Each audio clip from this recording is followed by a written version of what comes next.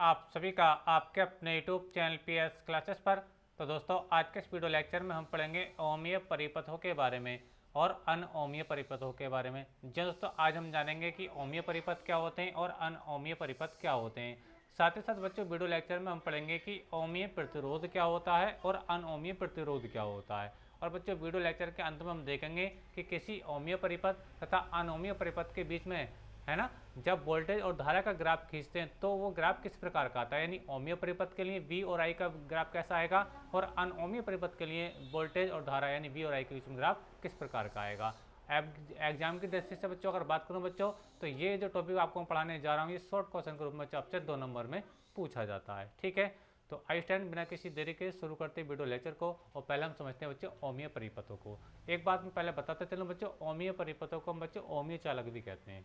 अवमयीय परिपथ को हम बच्चों अवमयीय चालक भी कहते हैं। डेफिनेशन क्या है, पर चलिए डेफिनेशन समझते हैं। नेक्स्ट टाइम वे परिपथ या वे चालक जो ओम के नियम का पूर्णतः पालन करते हैं अवमयीय चालक या अवमयीय परिपथ कहलाते हैं। एक बार फिर से रिपीट कर रहा हूँ बच्चों, वे परिपथ या वे चालक जो ओम के नियम का पूर्णतः पालन करते हैं अवमयीय चालक या अवमयीय परिपथ कहलाते हैं। और अवमयीय चालकों के प्रतिरोध को अवमयीय चालकों के प्रतिरोध को हम अवमयीय प्रतिरोध कहते हैं। एग्जाम्पल क्या होंगे अवमयीय प्रतिरोध के, जैसे तांबे का तार है, टंगस्टन का तार है, पारा। पारा जो होती है बच्चे एक द्रव धातु होती है, एक लिक्विड मेटल है कौन, पारा। तो बच्चे जैसे कि मैंने आपको 3 एग्जाम्पल बताया किसके, अवमयीय प्रतिरोध के। कौन कौन से, तांबे का तार और टंगस्टन का तार और पारा। बच्चों अवमयीय चालकों के लिए एक विशेष बात बच्चों ये होती है, जब हम इन चालकों के लिए धारा और वोल्टेज का जो ग्राफ ड्रॉ करते हैं, धारा और वोल्टेज का ग्राफ ड्रॉ करते हैं तो वो एक सरल रेखा आता है। क्योंकि हमें पता होना चाहिए ना कि अगर हम इनको अवमयीय चालक बोल रहे हैं यानी अवमयीय इसको अवमयीय परिपथ बोल रहे हैं तो हमें कैसे पता चलेगा कि ओम के नियम को फॉलो कर रहे हैं। तो ओम के नियम को फॉलो करने के लिए कंडीशन ये होती है कि V और I के बीच में जो ग्राफ आता है वो एक सरल रेखा आता है, यानी V और I का जो रेशियो आता है वो कहता है बिल्कुल समान आता है। मैं स्क्रीन पर ग्राफ खींच कर समझाऊंगा अभी आपको। ठीक है, तो देखिए मैं एक बार फिर से रिपीट कर रहा हूँ, डेफिनेशन को ध्यान समझें। वे चालक या वे परिपथ जो ओम के नियम का पूर्णतः पालन करते हैं अवमयीय परिपथ या अवमयीय चालक कहलाते हैं। और अवमयीय चालकों के प्रतिरोध को या अवमयीय परिपथों के प्रतिरोध को हम अवमयीय प्रतिरोध कहते हैं। एग्जाम्पल मैंने आपको बताया, तांबे का तार, टंगस्टन का तार और पारा। ठीक है, तो चलिए मैं इसके एग्जाम्पल समझा रहा हूँ। देखिए और V और I के बीच में इसका ग्राफ खींच के समझा रहा हूँ, तो समझें। देखिए नेक्स्ट टाइम जैसे कि मैंने आप लोगों को एग्जाम्पल बताए अवमयीय प्रतिरोध के, अवमयीय चालक भी कह सकते हैं इसको बच्चों, अवमयीय चालक, अवमयीय चालक कह दीजिए या अवमयीय परिपथ कह दीजिए, बात एक ही रहेगा। ठीक है, अवमयीय परिपथ क्या होते हैं, एग्जाम्पल जैसे मैंने आपको बताया, पहला एग्जाम्पल बताया बच्चों आपको तांबे का तार, क्या है बच्चों, तांबे का तार। ठीक है, दूसरा मैंने बच्चों आपको बताया टंगस्टन का तार,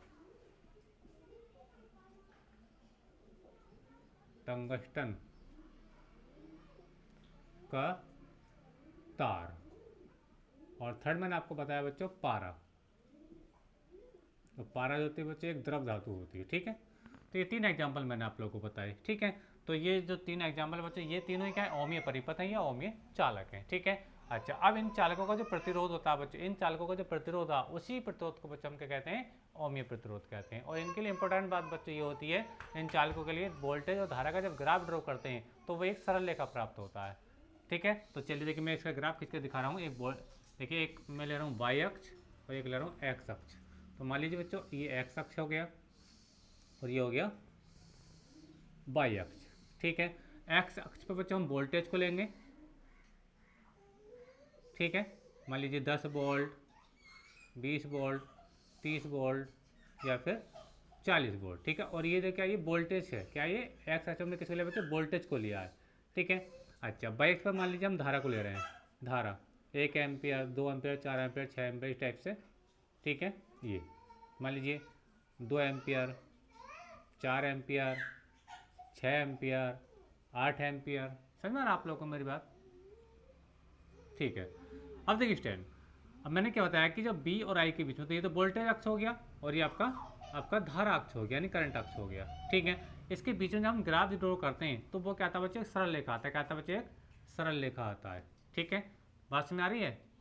समझ में आ रही है आप लोगों को? ये बात आपको पता होना चाहिए कि आप जानते होंगे कि जो बी और आई जो होते हैं क्या होते हैं, एक दूसरे के प्रोपोर्शनल होते हैं, यानी बी समानुपाती किसका होता है बच्चों, आई के होता है। ठीक है, और इसी की जगह बच्चों हम एक कॉन्स्टेंट लगाते हैं आर, तभी तो B equal to I R बनता है।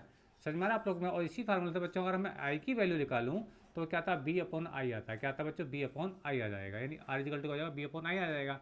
ठीक है, और बच्चों देखिए आर का वैल्यू अगर मैं यहाँ पर निकालना चाहूँ तो हर एक कंडीशन में सेम आएगा। चलिए समझा रहा हूँ आप लोगों को। देखिए मान लीजिए जब आपका प्रारंभ में वोल्टेज कितना 10 वोल्ट है, ठीक है, 10 वोल्ट का जो वोल्टेज है, मान लीजिए इस पर करंट 2 एम्पेयर का जा रहा है, कितने एम्पेयर का, यानी 10 वोल्ट के वोल्टेज पर, यानी बी बराबर हम कितना ले रहे हैं, 10 ले रहे हैं, तो करंट कितना बच्चे 2 एम्पेयर का करंट है।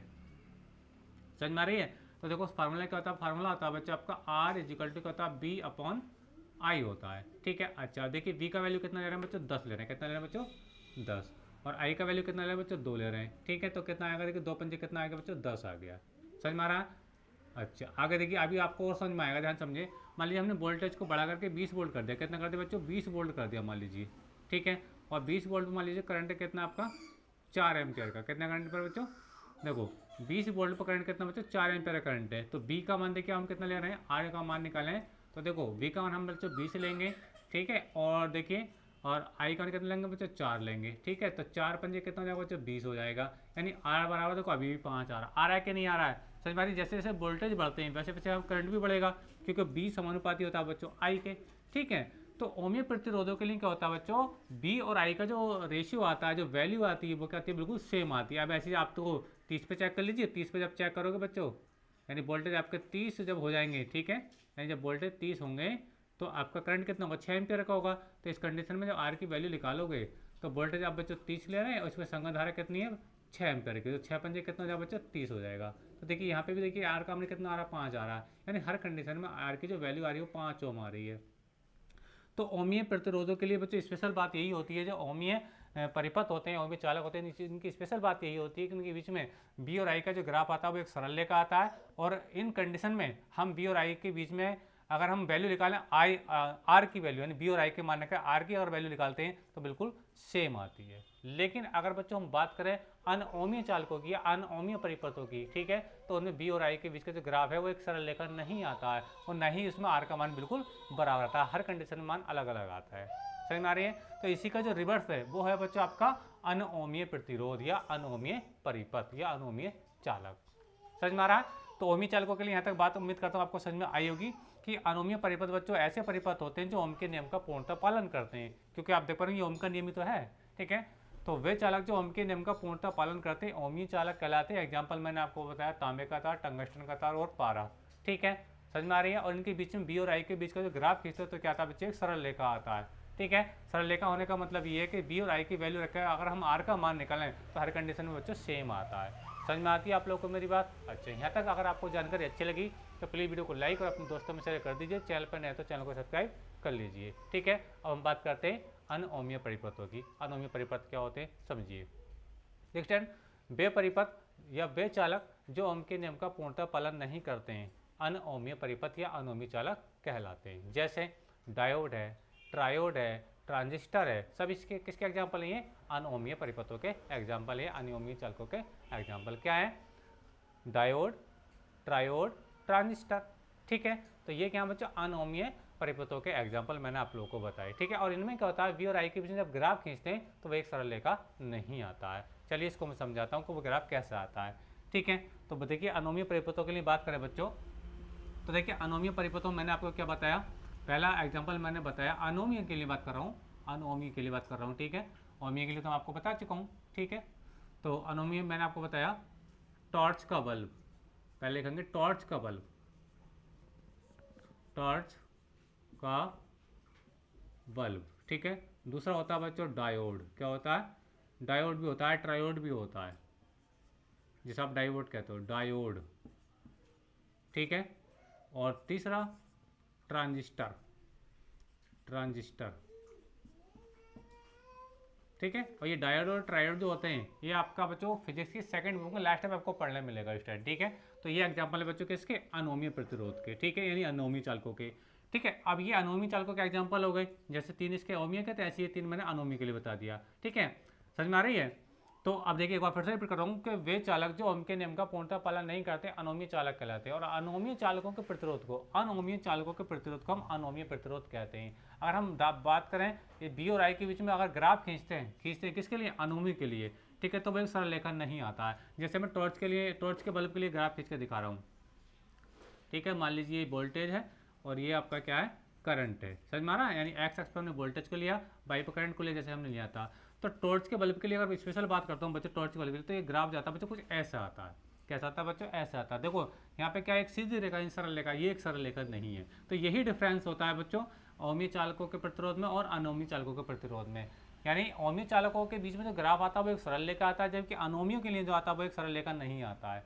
समझ में आ रही है आप लोग को मेरी बात। तो ये इसमें कॉमन डिफरेंस होता है अनोमीय और अनोमीय चालकों में स्टूडेंट, ठीक है। तो आई होप कि आपको समझ में आया होगा कि अनोमीय परिपथ और अनोमीय परिपथ क्या होते हैं, उनके बीच में बी और आई के बीच ग्राफ किस प्रकार के देखे जाते हैं। और इसके लिए बच्चों बी और आई का, अगर हम बी और आई का बल जैसे आप यहाँ पर अप्लाई करें formula R equal to B upon I, ठीक है, बी अपॉन आई अगर अप्लाई करते हैं तो यहाँ पर जो R का वैल्यू आएगा वो हर कंडीशन में अलग अलग आएगा। यानी जैसे यहाँ पे सेम आ रहा ना, ऐसा इसके लिए नहीं होता। क्यों, आप देख पा रहे हो ना कि ये बढ़ रहा है फिर ये घटना शुरू हो गया है ना, समझ मारा। तो ये ग्राफ तो सीधे ही जा रहा है, ये नहीं तो घट रहा है ना बढ़ रहा है, कॉन्स्टेंट है। समझ मारा आप लोग को मेरी बात। तो इसमें बी और आई का मान जो वो अलग अलग आता है हर कंडीशन में, ठीक है। तो ये जानकारी थी बच्चों आज के वीडियो लेक्चर में मैंने आपको समझाया कि ओमीय परिपथ क्या होते हैं और ओमीय प्रतिरोध क्या होता है। साथ ही साथ मैंने आप लोगों को बताया कि अनोमीय परिपथ क्या होते हैं और अनोमीय प्रतिरोध क्या होता है, और दोनों में बी और आई के बीच में मैंने ग्राफ खींच के इनका अंतर समझाया। उम्मीद करता हूँ जानकारी आपको अच्छी लगी होगी। वीडियो अच्छा लगा तो वीडियो को लाइक कर दिए, चैनल पर नए तो चैनल को सब्सक्राइब कर लीजिए। नेक्स्ट वीडियो में, तब तक के लिए धन्यवाद, बेस्ट ऑफ लक।